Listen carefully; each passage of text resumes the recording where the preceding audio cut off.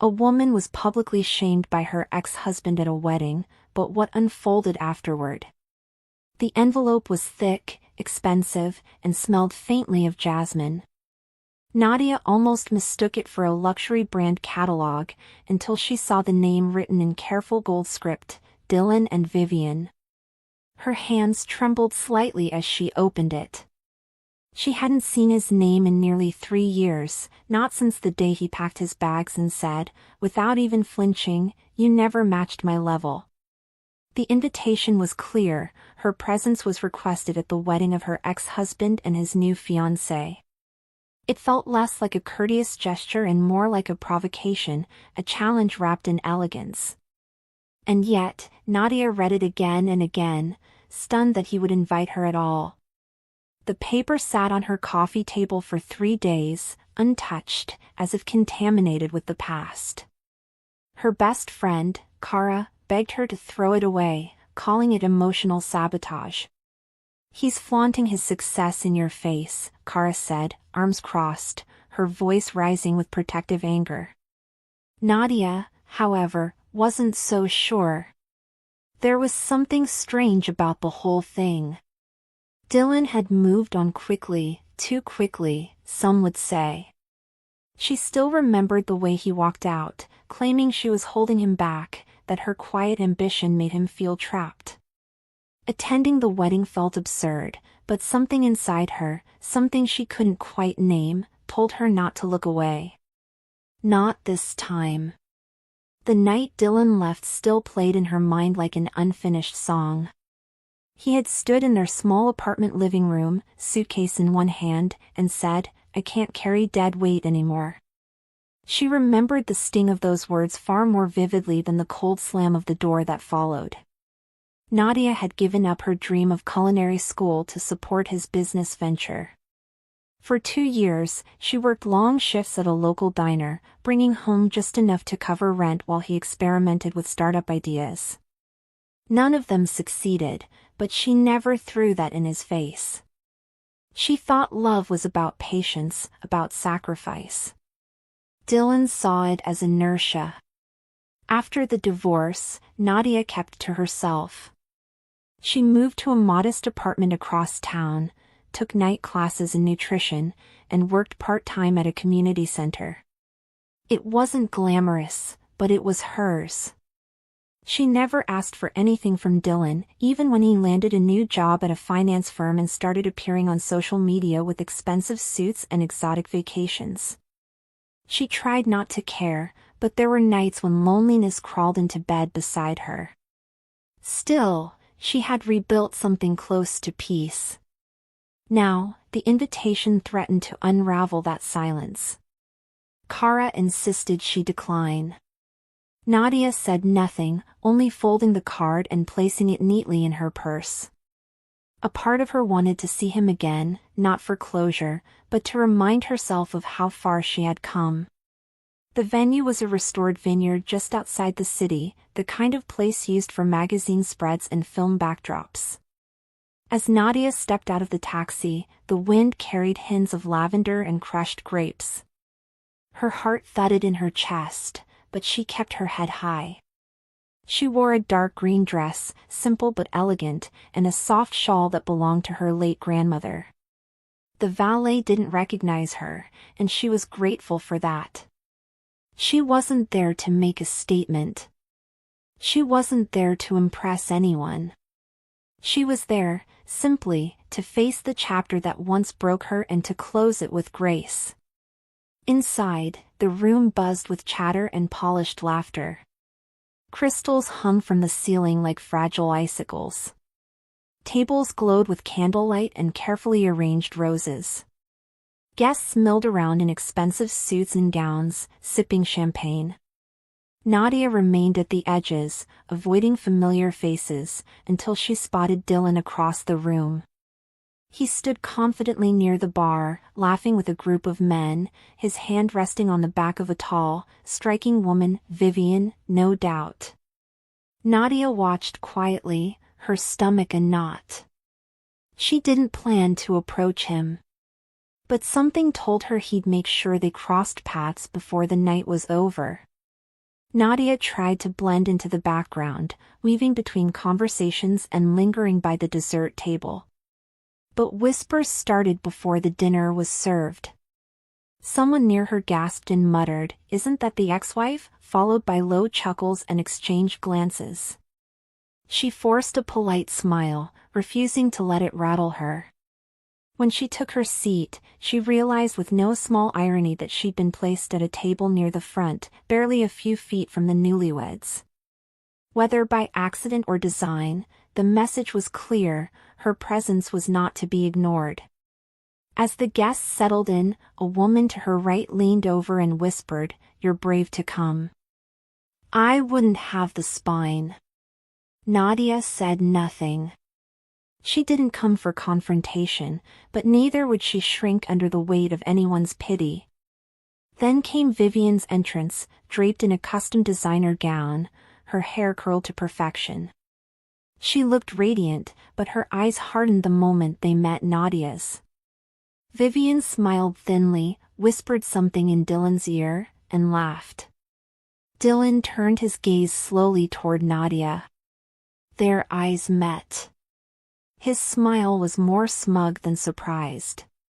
It was the same smile he wore when he left her, as if he expected her to break. But Nadia didn't flinch.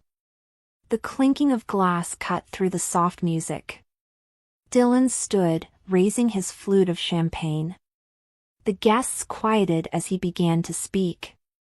"Thank you all for coming. Tonight means the world to Vivian and me," he said, his tone warm, his grin practiced. Then, almost casually, he added, "It's funny how life works, isn't it? You think you've met your forever person, only to realize they were just a chapter in your real story." A few chuckles rippled through the room. Nadia sat motionless, her fingers tightening around her glass. "Sometimes," Dylan continued, "you have to let go of comfort to find class." The room grew quieter. He glanced toward her table, the implication sharp. "I wasted a lot of time trying to build something with someone who didn't understand vision," he said, his voice lower now. "But then I met Vivian, someone who doesn't settle, who doesn't slow me down." Laughter returned, more hesitant this time. Nadia felt the heat rise to her face, but she didn't react. She wouldn't give him that satisfaction. Inside, though, something shifted. Not out of anger, but clarity. Dylan hadn't changed. His cruelty still wore the mask of charm. But now, she wasn't the same woman he once left behind. Dylan raised his glass again, this time locking eyes with Vivian as if performing for the crowd. "Some people only survive in the shadows of others," he said. "They're comfortable there, hidden. But real success comes when you stand beside someone who pushes you higher." Vivian made me realize I was settling before. He grinned, satisfied with his words. The laughter that followed was scattered, uncomfortable. A few guests looked toward Nadia, some out of curiosity, others with awkward sympathy. Vivian took the mic briefly after and delivered a toast about partnerships built on ambition, not dependency, a line that made several heads turn back toward Nadia. She sat still, unmoving, her face unreadable. Inside, her pulse beat faster, but her spine stayed straight. This was no longer just a wedding, it had become a performance. And Nadia, uninvited to the stage, was still stealing the spotlight. At her table, Nadia became aware of a presence next to her. An older man in a dark navy suit, distinguished and quietly observant, turned toward her. His voice was low, but clear.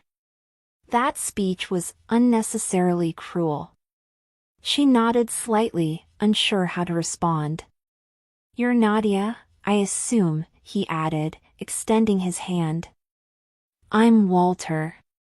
He didn't elaborate, nor did he blink much. Walter's gaze was not probing or pitying, it was curious, alert, even analytical. He wasn't watching her like the others, he was studying the situation.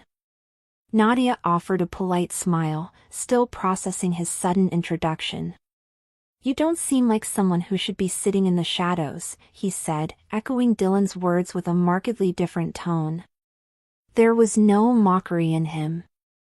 Just quiet interest, like he'd seen something others had missed. As dinner continued, the conversations around Nadia turned from whispers to dismissive glances. A woman across the table, dripping in diamonds, leaned in with faux curiosity. "You must be the first wife, right?" she asked sweetly, her voice syrup thick. "I can't imagine how awkward this must be for you." Another guest snorted quietly, failing to mask her amusement. Before Nadia could respond, the woman's husband chimed in. "You know, it's generous of Dylan to invite you. Most people wouldn't have the decency." Nadia took a breath, careful not to show how deep the insult landed. She glanced at Walter, who merely raised a brow, as if inviting her to respond however she wished. But she stayed quiet. No defense would satisfy these people. They had already made up their minds. The only thing she could do now was choose when, and how, to speak. Later in the evening, Walter leaned closer, lowering his voice just enough to create a private space amid the noise. "May I ask, what do you do, Nadia?" She hesitated. It wasn't shame that held her back, but a familiar doubt, conditioned by years of Dylan's subtle jabs. "I'm working in community wellness," she said softly. "Nutrition, outreach, food equity. Small-scale things." Walter nodded thoughtfully. "Those aren't small things. They're the kind of work people only notice when it's gone." She glanced at him, slightly stunned. No one had ever said that to her before. He added, "You have presence. And more importantly, restraint. That's rare." He paused, then asked with a half-smile, "Would you consider meeting for coffee sometime next week?" "I'd like to discuss something." Nadia blinked, unsure. "Just a conversation," he added. "No expectations." The clinking of silverware filled the silence between Nadia's thoughts. She looked over at Dylan, now animated as ever, boasting to a group of guests about a recent investment deal he negotiated single-handedly. She knew better. During their marriage, Dylan's business ideas had floundered repeatedly, and each time, it was her who picked up extra shifts to cover rent. People assumed he had always been successful. They never saw the nights she came home from work to find him sulking on the couch, blaming the market or bad timing. She had never resented the struggle, only how quickly he erased her part in it. She had watched his failures in silence, shielding him from the shame he now projected onto her. And tonight, as he built himself higher in front of a glittering crowd, he did it by burying her story entirely. Nadia hadn't planned on telling her story that night, but the tension within her felt like a rising tide, and Walter's quiet presence seemed to open a valve. She leaned slightly toward him and began, her voice calm but steady. "Dylan lost his job 6 months into our marriage. I didn't say a word to anyone. I worked nights cleaning offices, then waitressed during the day." She paused, surprised at how effortlessly the words came now. "He'd sleep in while I got up at 5. I covered his credit card debt and even helped him register his LLC. He used to call me his anchor. Turns out, he meant it literally, I was holding him down." Walter didn't interrupt. He just nodded, as if confirming something he already suspected. "I'm sorry," he said, not with pity, but with a quiet respect that made her throat tighten. She shared with Walter a moment that never left her. They were standing in line at a grocery store, their cart filled with just enough for the week. The total came to more than what their shared debit card held. Without checking, Dylan snapped, "Didn't you say you got tips last night? Use that." Nadia could still feel the flush on her face as people stared. She remembered counting wrinkled singles in silence while Dylan looked away, embarrassed, but not at himself. Later, he blamed her for not budgeting properly, even though it was his idea to buy the imported coffee beans and artisan bread. Walter listened without asking questions. "Why did you stay?" he finally asked. Nadia exhaled slowly. "Because I believed love meant endurance. And because I didn't know I had permission to walk away." The end had come swiftly, though it felt slow in the moment. Dylan had gotten a job offer, his first real break in years. Instead of celebrating with her, he told Nadia over breakfast, "I think we both know you've outlived your role in my life." He didn't cry or show hesitation. He simply laid down the decision like a corporate memo, final and emotionless. Nadia didn't beg or protest. The humiliation was sharp, but also oddly clarifying. She packed what little was hers, left him the apartment, and started over with nothing but a few boxes and a broken heart. What hurt more than the rejection was how invisible her sacrifice became, erased from his story like a deleted file. She had been the bridge to his success, and now he was walking across her like pavement. Later in the evening, as the crowd laughed at another round of toasts, Walter slid a small card across the table. "If you're open to it," he said, "I'd like to talk more about what you've built on your own. Your background in community wellness, that's exactly the kind of thinking I look for." Nadia turned the card in her hand. It bore the logo of a well-known philanthropic investment firm. She looked at him, eyes narrowing with suspicion. "Why would someone like you be interested in someone like me?" Walter smiled, but there was no condescension in it. "Because true leadership doesn't come from privilege, it comes from pressure. And I've met enough people to recognize quiet power when I see it." Nadia didn't respond immediately, but her chest stirred with something she hadn't felt in years, possibility. Walter leaned back, letting her absorb the offer without urgency. "I'm not asking for a resume or a pitch," he said. "I'm asking for a conversation. You've been invisible too long, and frankly, that's a waste." Nadia felt a strange mixture of nerves and curiosity. She hadn't walked into this wedding expecting anything but closure. Now, she was being offered a doorway she hadn't even known existed. She slipped the card into her purse without making promises. Still, something had changed. The night had begun with stares of ridicule and cruel toasts, but it was ending with a tension that felt real. The tables had not yet turned, but the axis had shifted slightly. Dylan might have tried to bury her story, but Walter had found the parts that mattered, and wasn't afraid to say so. The MC's voice echoed through the hall, announcing a spontaneous addition to the program. "We have a special guest among us, someone who knew Dylan long before today. Let's welcome Nadia to say a few words."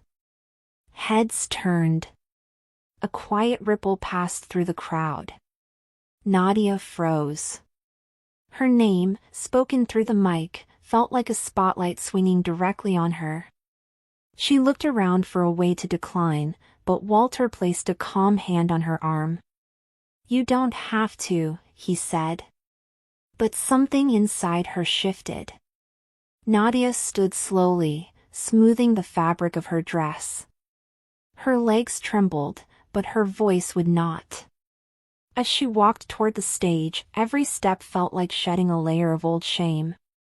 She wasn't here to retaliate, but she wasn't going to remain silent anymore. The mic was warm in her hand, and the room was unnervingly quiet. All eyes locked on her as she took a slow breath. I wasn't planning to speak tonight, she began, voice steady. But sometimes life writes its own script. A few polite smiles appeared, mostly out of courtesy, but they quickly faded as she continued. I was married to Dylan once. 4 years. Nadia glanced toward Dylan and Vivian, who sat with fixed smiles, uncertain of what was coming. During those years, I worked 3 jobs to help us stay afloat. I supported his dreams without once asking for applause. A hush fell. Silverware paused midair. I believed in him more than I believed in myself. Her eyes scanned the room, not for approval, but for truth. And it was hers now. She continued, her tone neither bitter nor performative. Thank you, Dylan, she said, locking eyes with him. Thank you for walking away. It forced me to find out what I was made of. Murmurs spread like static across the tables. Dylan shifted uncomfortably, his jaw tight. Vivian leaned in, whispering something that didn't seem to comfort him. Nadia's voice never rose. She didn't need to shout to be heard. I came here tonight thinking I would find closure. But what I found was a reminder that silence allows lies to grow. I stayed silent for years. Not anymore. She handed the microphone back to the MC and walked away, her posture tall. The applause didn't come immediately. First came the stillness. Then the reckoning. The room burst into applause, first scattered and awkward, then building into something uncontainable. Some guests stood, others looked away in shame. Nadia returned to her seat with a calm that surprised even her. Walter smiled quietly. That, he said, was leadership. Vivian's face was pale, her smile frozen. Dylan avoided everyone's eyes, gripping his champagne glass like a lifeline. A man from another table approached Nadia, offering his hand. That was the most honest thing I've heard at a wedding. Another woman followed, murmuring, I never knew. You carried it with so much grace. Nadia didn't bask in the praise. She hadn't done it to be admired. She did it to reclaim the space she was always told she didn't belong in. And now, she no longer needed anyone's permission to stand there. Dylan found her near the exit as guests filtered toward the garden.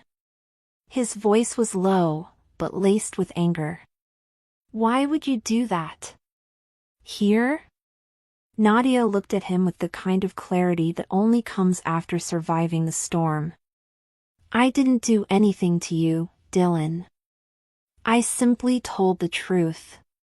You chose the setting. His face twisted. The mask of charm he wore so tightly finally slipped. Vivian stood behind him, arms crossed, no longer clinging to his side. Is it true? She asked. Did she really carry all of that while you? She didn't finish the sentence. Dylan didn't answer. He looked at Nadia once more, but this time, there was no superiority in his eyes, only recognition. Not of the woman he left, but of the woman he could no longer dismiss. Before leaving the conversation, Nadia turned to Dylan and said with unwavering calm, but you were right about one thing back then. I wasn't the right woman for you. He raised an eyebrow, unsure whether it was a jab. She continued, because I was never meant to shrink myself for someone else's comfort. That was your need, not my failure. She gave him one last look, not with anger, but with finality. There was no part of her that wanted revenge. There was no longing left, no silent wish to rewind time. He had given her freedom wrapped in cruelty, and now she had returned with strength he could never take credit for. His silence told her he understood, maybe for the first time. Back at the table, Walter stood and greeted her with a small clap, not to draw attention, but in quiet acknowledgement. "You know," he said, "people spend fortunes to build brands that still can't command a room the way you just did." Nadia smiled faintly. "I didn't plan any of it." Walter shrugged, sipping his water. "That's why it worked. Truth doesn't need rehearsal." He handed her another card, this one with a personal number. "Call me Monday. I have 3 projects in mind, and I want your voice in them." Nadia took the card slowly, still reeling from the shift in energy around her. Just hours ago, she was an afterthought, an uncomfortable reminder of a past Dylan tried to erase. Now she had become the person no one could ignore.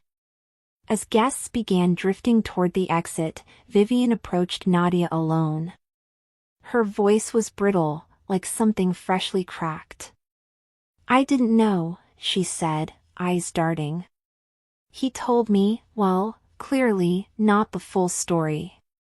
Nadia nodded but said nothing. She owed Vivian no explanation, and yet something in her softened. Vivian added, "If I had known, maybe I would have made different choices." "You still can," Nadia said gently, but firmly. "Just don't confuse charm with character." Vivian didn't argue. She just looked at Dylan, now surrounded by guests who avoided his eyes. "He's already planning how to spin this," she murmured. Nadia didn't reply. There was no satisfaction in Vivian's regret, only proof that truth has a way of finding its moment, eventually. The next morning, Nadia sat by her window with a cup of coffee, staring at the card Walter had given her. It no longer felt like a flattering gesture, it felt like a door. She picked up the phone and dialed. Walter answered almost immediately. "I was hoping you'd call," he said, his tone bright. "I've already cleared time for Thursday afternoon." They met at a quiet cafe near the business district. Walter came alone, no assistant, no entourage. "I don't want you for publicity," he said. "I want you because you think in terms of people, not just systems." "That's rare." He laid out 3 initiatives in need of leadership. One focused on urban food programs. Another on healthcare access. The third on women rebuilding after hardship. Nadia listened closely, her mind opening with every word. Meanwhile, Dylan spent the next week trying to mend the fallout. He issued vague statements to colleagues, blaming miscommunication and bitterness. But the wedding guests had seen the real contrast, the image of a man tearing others down versus a woman who stood tall without vengeance. The more he spoke, the worse it looked. Even Vivian grew cold. He sent Nadia a message, short, defensive. "Just wanted you to know I never meant to hurt you. Hope you're happy now." Nadia didn't reply. There was nothing more to say. Some silences speak louder than closure. She had no need to correct him, forgive him, or engage.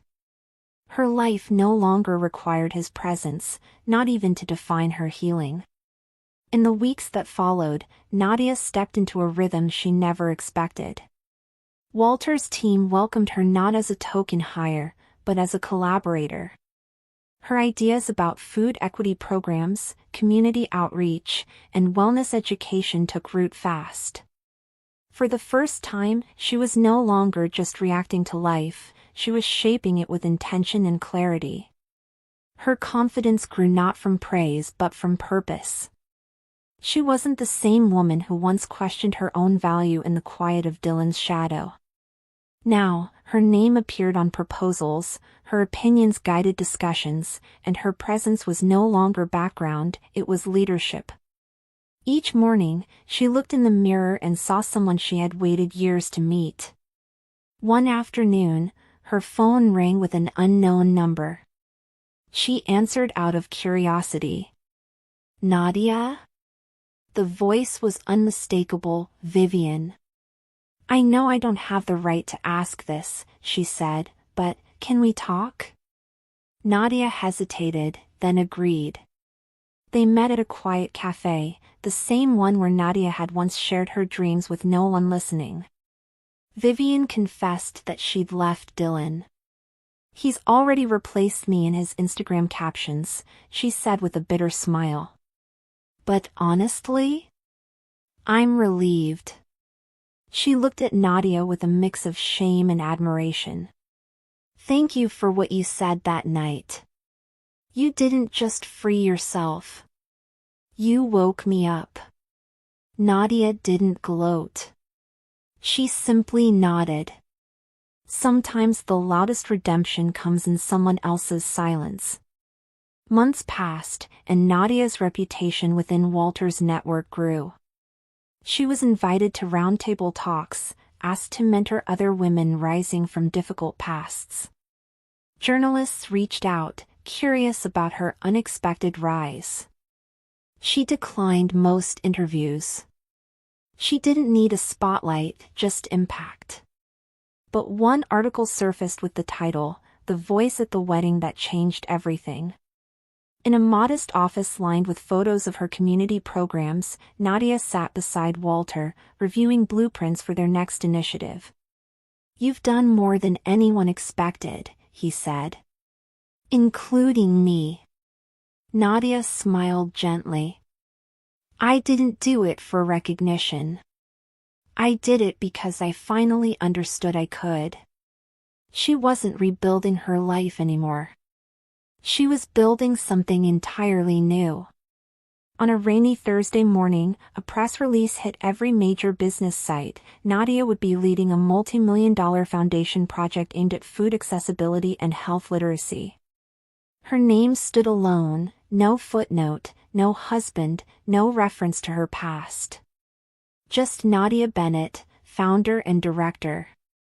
Dylan read it from his office desk, his jaw locked tight as the world moved on without him. At that moment, Nadia stood in a small community kitchen, laughing with a group of teenagers. She was teaching them how to cook affordable, nutritious meals. You don't need expensive ingredients, she told them. You need confidence, and a little fire. Her story no longer needed retelling. Her actions were doing that now, every day, with purpose, power, and peace. Nearly a year after the wedding, Nadia received a new envelope. This time, it wasn't from Dylan. It was an invitation to speak at a global women's summit, an event celebrating leaders who rose from adversity to shape the world around them. As she opened it, she smiled. There was no nervousness, no hesitation. This invitation was not a reminder of pain, but a recognition of power. She stood backstage on the day of the summit, wearing a navy dress and holding her notes.